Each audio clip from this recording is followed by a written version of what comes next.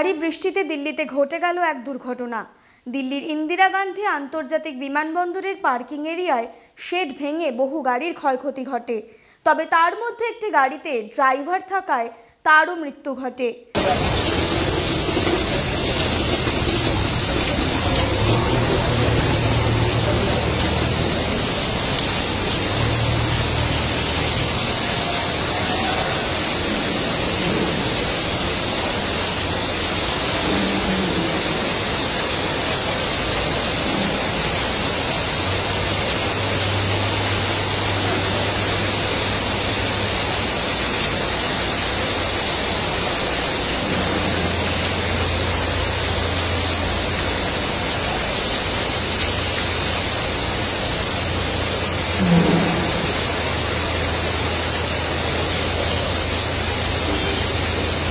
অপরদিকে কলকাতাবাসী যেভাবে চাতক পাখির মতো বৃষ্টির অপেক্ষা করছিল, তার অবশেষে যেন অবসান ঘটেছে।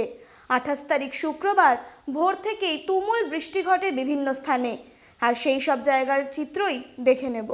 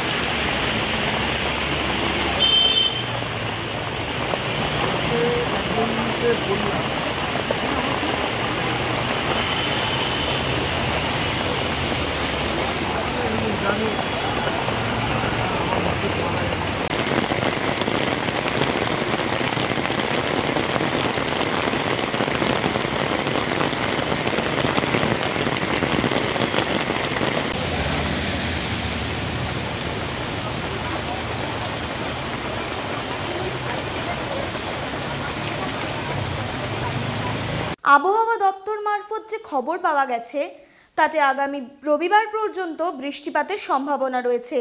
অবশেষে যেন বঙ্গবাসীর স্বস্তির নিঃশ্বাস ফেলতে চলেছে। Bureau report, digital Khabrilal Bangla. Digital Khabrilal, খবর আপনাদের, নজর আমাদের।